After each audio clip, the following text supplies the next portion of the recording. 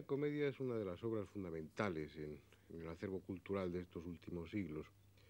Una obra que no estaría en mis manos en este momento, ni tampoco estaría en las de ustedes, al menos completa, si no hubiera sido por un sueño.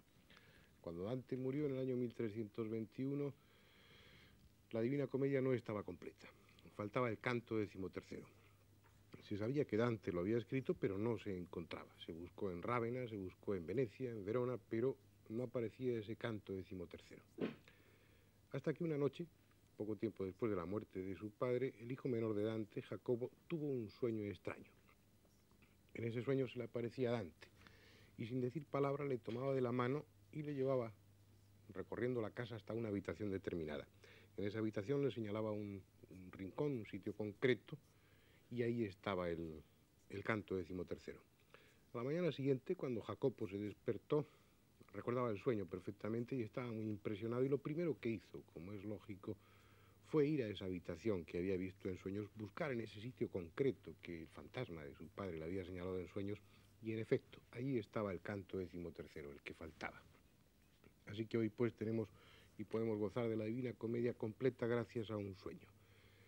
Como ven, hay bastante complejidad en ese mundo onírico. Estamos hablando de interpretación de sueños, de símbolos que aparecen durante la noche, cuando el inconsciente libre expresa los sentimientos, las vivencias, las frustraciones, los deseos, las angustias, y lo expresa en ese lenguaje extraño, mágico, sugestivo que son los sueños.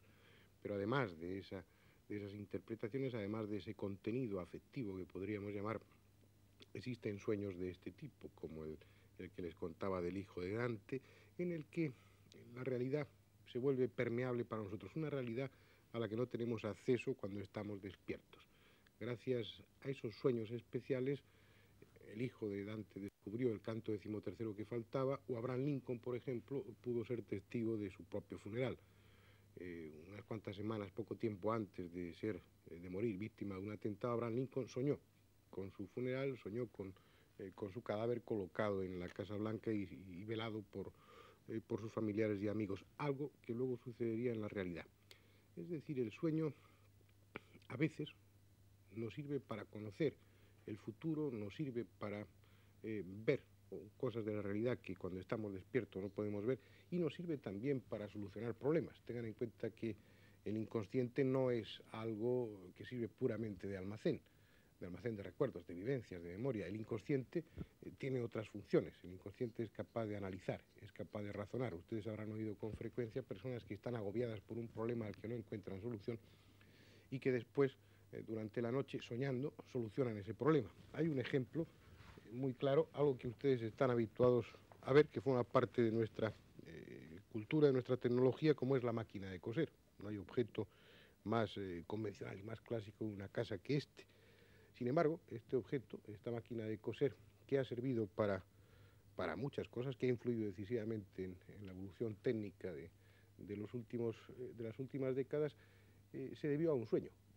Su inventor, Elias Howe, el que inventó la primera máquina de coser que realmente tenía un sentido práctico, que realmente servía para coser, no encontraba la solución al problema, andaba detrás de cómo solucionarlo, de cómo hacer una máquina que fuera capaz de sustituir a las manos y coser por sí sola, pero no encontraba, le faltaba un detalle que hacía que su proyecto no fuera viable.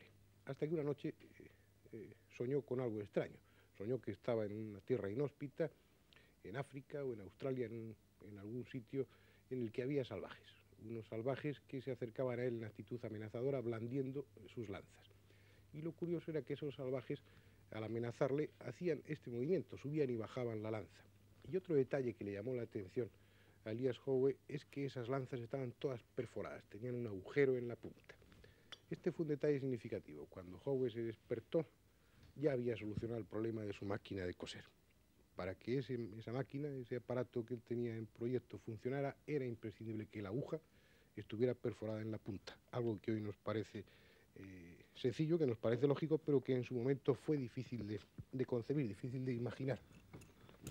Es decir, el sueño tiene muchas más funciones de las que pensábamos en un principio. El inconsciente sirve para muchas cosas, para demasiadas, diría yo, porque no podemos llegar a un conocimiento más o menos completo de la personalidad, de la psicología, sin adentrarnos en lo inconsciente. Y lo inconsciente es algo casi inaccesible, casi inabordable, tremendamente complejo, tremendamente vasto. Pero la única vía natural, la única vía lógica, la clásica, para poder acercarnos a ese inconsciente es el mundo de los sueños. Así que, por lo tanto, seguiremos en estos programas hablando de cuál es la interpretación, de cuál es la simbología de los sueños. Una simbología que a veces parece bastante clara. Por ejemplo, hay un elemento en el que muchas personas cristalizan su angustia, que son las serpientes. Hay muchas personas, tal vez más de uno de ustedes mismos, que sienten una especie de aversión, de rechazo instintivo hacia las serpientes. Es como un elemento ideal para cristalizar la angustia en esta sociedad occidental nuestra. Y las serpientes tienen también su simbología desde un punto de vista onírico.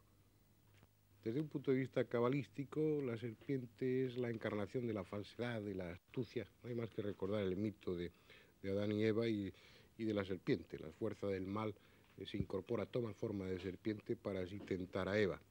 Y ese es el sentido que tienen las serpientes desde un punto de vista mágico, ocultista dentro de los sueños. Están simbolizando la murmuración, el desengaño, todo lo que suena a falso, todo lo que puede llevar implícito un ataque indirecto, una murmuración, un peligro, algo en definitiva desagradable. Desde un punto de vista psicoanalítico, hay que recurrir a una interpretación que es más social que otra cosa. Como les decía antes, muchas personas escogen la serpiente como forma de cristalizar la angustia. Por eso cuando aparecen serpientes en un sueño, normalmente suele significar que hay un fondo de angustia reprimida que se expresa en esa forma de serpiente durante el sueño.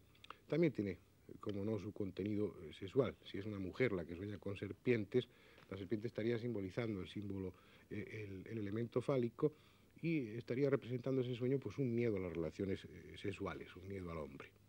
En cualquier caso, soñar con serpientes es malo. Es mucho más agradable soñar con música, por ejemplo.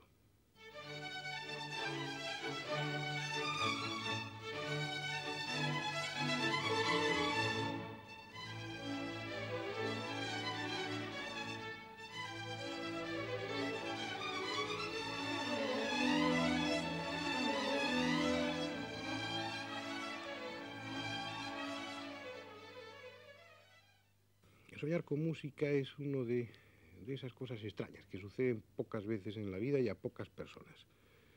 Porque la música vendría a ser en el sueño la ausencia de deseos.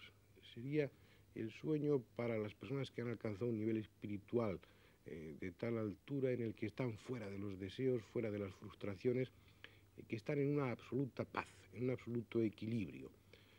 Soñar con música entonces es el sueño más maravilloso, el que expresa el mayor equilibrio, el que expresa la mayor paz.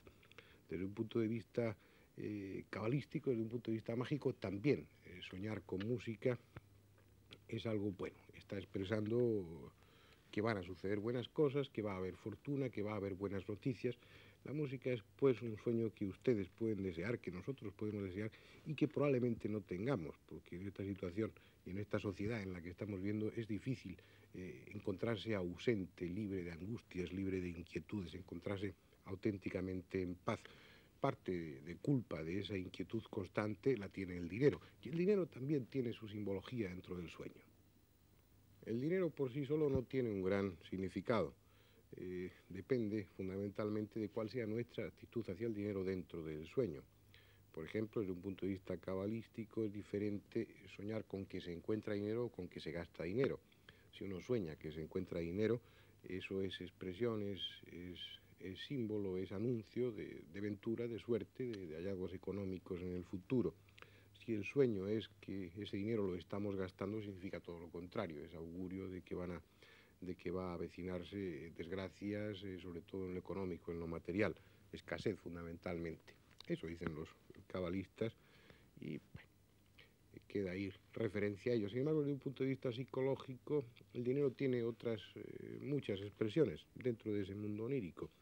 Por ejemplo, dado el papel fundamental que juega el dinero en esta sociedad, es lógico que el que esté angustiado por la necesidad de dinero o el que busque una superación en el terreno de lo material sueñe con dinero, realice de esa forma disfrazada, como dicen los psicoanalistas, realice su afán, su deseo de prosperar o su deseo de solucionar los problemas económicos y el sueño le produzca esa satisfacción, le dé ocasión de encontrar la solución a sus problemas. Pero hay otro aspecto sexual muy interesante dentro del dinero en los sueños. Por ejemplo, si uno sueña que encuentra dinero en un lugar inesperado y que además lo encuentra con miedo, con recelo, teniendo cuidado de que la gente no se dé cuenta de que uno ha encontrado ese dinero para no tenerlo que compartir o para no ser descubierto por las razones que sean, los psicoanalistas dicen que ese tipo de sueños está expresando un deseo o la realidad de la existencia de unos amores ilícitos, de unos amores de los que el protagonista del sueño se siente culpable. Sería un sueño de personas que son infieles o que están dispuestos a ser infieles, y sería también un sueño frecuente en la adolescencia, cuando el adolescente descubre la sexualidad, pero lo hace con toda esa carga que tiene socialmente, clásicamente, a un nivel educacional, de algo prohibido, de algo pernicioso, de algo negativo. Y el adolescente, cuando descubre la sexualidad, suele sentirse culpable, y no es extraño que en esos momentos sueñe con que encuentra dinero y al encontrarlo procura o trata de disimularlo para que nadie se dé cuenta. Sería, en definitiva, ese tipo de sueños unos sueños de culpabilidad. No es extraño en la adolescencia porque es una edad muy cargada de angustia. Hay toda una serie de demonios inconscientes desatados que están presionando y que se expresan en sueños tremendamente pintorescos, tremendamente alucinantes a veces, y que sin embargo son muy constantes, se repiten mucho, como por ejemplo ese sueño de volar que comentábamos el otro día, que es típico de la adolescencia. Un volar que es diferente según el medio que se utilice. Hablábamos el otro día de volar de una forma libre, con algún aparato mecánico muy simple, o simplemente volando sin más. Soñar con aviones, por ejemplo, es algo muy diferente, tiene un sentido totalmente distinto. No sé cómo se interpretaría clásicamente un sueño hace un par de siglos, por ejemplo, no existían los aviones. Supongo que en aquella época el avión estaría sustituido en los sueños por unas diligencias veloces o por unos medios de locomoción que fueran los más rápidos de aquella época. Hoy los aviones simbolizan el medio ideal, el más rápido, el más cómodo para escapar, para huir. Y ese es el sentido que suelen tener los aviones dentro de los sueños.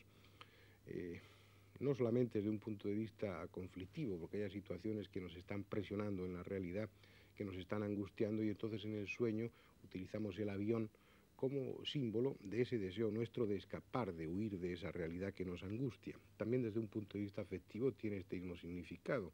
Son varios los psicólogos que insisten en que los aviones, el ir en avión durante el sueño, está simbolizando ese deseo de escapar de la pareja, por ejemplo. Sería entonces el sueño de aquellos que tienen la intención o el deseo de ser infieles, de cortar una relación afectiva. Desde un punto de vista cabalístico, el soñar con aviones, y esta es una de las incongruencias, puesto que la cábala es algo muy antiguo, y esta cábala que aparece en los libros de interpretación de sueños probablemente no tiene nada que ver con la auténtica, pero sea como fuere, en la cábala también se recoge una interpretación en torno a los aviones y en un sentido muy parecido a la interpretación psicológica. Es decir, los aviones están expresando la llegada de noticias o la llegada de personas, de alguna manera un cambio, una información, algo que llega de fuera y que en el sueño utiliza el avión como vehículo. Como ven, es realmente fácil la interpretación del simbolismo de los sueños, de los aviones dentro del sueño, ya sea psicológicamente o cabalísticamente. Sin embargo, hay otro tipo de sueños, hay otro tipo de elementos que aparecen en los sueños que son mucho más difícilmente interpretables. Por ejemplo, el viento.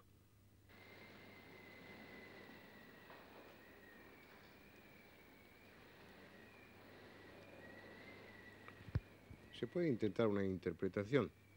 El viento, en definitiva, sería, desde un punto de vista global, el símbolo del cambio, de la renovación. El viento trae, lleva papeles, recuerdos, vivencias. Estaría expresando a un nivel inconsciente, de una forma simbólica, el cambio, en definitiva, y dejando de una manera muy escueta. Si es un elemento tan simple en cuanto a su simbología, va a depender esta fundamentalmente de la actitud que tomemos frente al viento en ese sueño. Por ejemplo, si la sensación que en el sueño nos produce el viento es de plenitud, de fortaleza, si estamos en una montaña o estamos en cualquier sitio enfrentados con el viento, pero sin sentir miedo. Ese viento huracanado nos azota el rostro, pero nos sentimos casi alegres, casi con placer de ese viento onírico, y lo experimentamos con fuerza, con valor, sin preocuparnos por ello. ese sueño estaría expresando un deseo de cambio, un deseo de que las circunstancias se modifiquen y probablemente el aviso, la anticipación de que ese deseo es tan fuerte a nivel inconsciente que acabaremos cambiando, acabaremos rompiendo la serie de elementos que nos están presionando, condicionando y que produciremos ese cambio. Es muy diferente, por ejemplo, si en el sueño estamos siendo víctimas de ese viento, estamos sufriendo de una forma angustiosa el viento, nos sentimos juguetes de ese viento y fundamentalmente a nivel de sentimientos preocupados, temerosos, angustiados. La expresión entonces, la interpretación sería justamente al revés que en el caso anterior. Entonces el inconsciente estaría expresando nuestro miedo al cambio, nuestro miedo a que las circunstancias que aparecen en el horizonte de los acontecimientos vayan a modificar nuestra situación actual, vayan a romper el equilibrio. Sería el miedo al cambio. También los cabalistas, los ocultistas, dan al viento de los sueños un sentido negativo. Para ellos es el anuncio de peligros. Pero también se puede dar otra circunstancia, que ese viento que aparezca en nuestros sueños sea simplemente el reflejo de un viento que existe en la realidad, de un estímulo, o bien porque hay una corriente de aire, o bien porque en la calle esté sonando el viento y ese sonido se introduzca hasta nuestros sueños. Esto es algo muy frecuente, de que los sueños se vean condicionados por elementos externos, por ruidos o por circunstancias de nuestro propio cuerpo. Por ejemplo, es muy frecuente soñar que en el transcurso de una guerra o de un accidente perdemos un brazo. Nos despertamos angustiados y comprobamos que por la postura ese brazo que en nuestro sueño perdíamos o estaba sufriendo de alguna manera está en la realidad entumecido por la presión que ejercemos sobre él. Es decir, que esos síntomas, esos dolores, esas molestias o esas sensaciones reales pueden introducirse en el sueño y modificarlo. Les pondré por un ejemplo. Alfredo Mauri, a finales del siglo pasado, contaba, y está recogida en varios libros, una experiencia, un sueño muy interesante. Él soñaba que estaba en la época de la Revolución Francesa. Era un sueño que duraba varios días. Dentro de ese sueño pasaban muchas cosas. Era perseguido, era finalmente prendido, pasaba por un tribunal de la Revolución Francesa, asistía a todo el juicio, era condenado a muerte, iba a parar junto con otros condenados también a la cárcel hasta que llegaba el momento de que la sentencia se cumpliera, y ese Alfredo Mauri del sueño está viendo todos esos acontecimientos con la lógica angustia. Los acontecimientos que él insiste se estiraban mucho en el tiempo, era toda una historia muy larga. Finalmente era llevado al patíbulo, al cadalso y colocado en la guillotina. El verdugo tiraba de la palanca y la cuchilla bajaba con todo ese horror que ello pueda significar. En el momento en que la cuchilla tocaba su cuello, Mauri se despertó sobresaltado y comprobó que lo que le había despertado había sido un barrote del cabecero de la cama que al desprenderse le había golpeado sobre el cuello. Es decir, entre el momento en que el barrote produjo el estímulo y el momento en el que él se despertó pasarían unas fracciones de segundo. Sin embargo, en ese espacio tan breve de tiempo sucedieron toda una cantidad enorme de acontecimientos en el sueño que estaban condicionados por ese elemento final, por esa caída de la cuchilla. No es que de una forma arbitraria el sueño se modificara por la caída de la cuchilla, sino que todo estaba preparándose en el sueño para llegar a ese momento final. Es decir, como si nuestro inconsciente se escapara de las leyes del tiempo, como si nuestro inconsciente funcionara con otras reglas diferentes a las que nos movemos en la realidad, como si nuestro inconsciente fuera absolutamente libre, no ya para expresar vivencias, contenidos angustiosos, deseos, frustraciones, sino para escaparse a esas reglas a las que estamos sujetos durante la realidad. Estas características, aquellas otras que les enunciaba al principio, esos sueños especiales en los que uno ve lo que está sucediendo en ese momento a miles de kilómetros de distancia, o ve incluso lo que no ha sucedido y está aún por suceder, esos sueños premonitorios, esos sueños de avisos. Todas esas características especiales del sueño creo que hacen que merezca la pena que nos ocupemos más de ello. Y lo haremos el próximo día.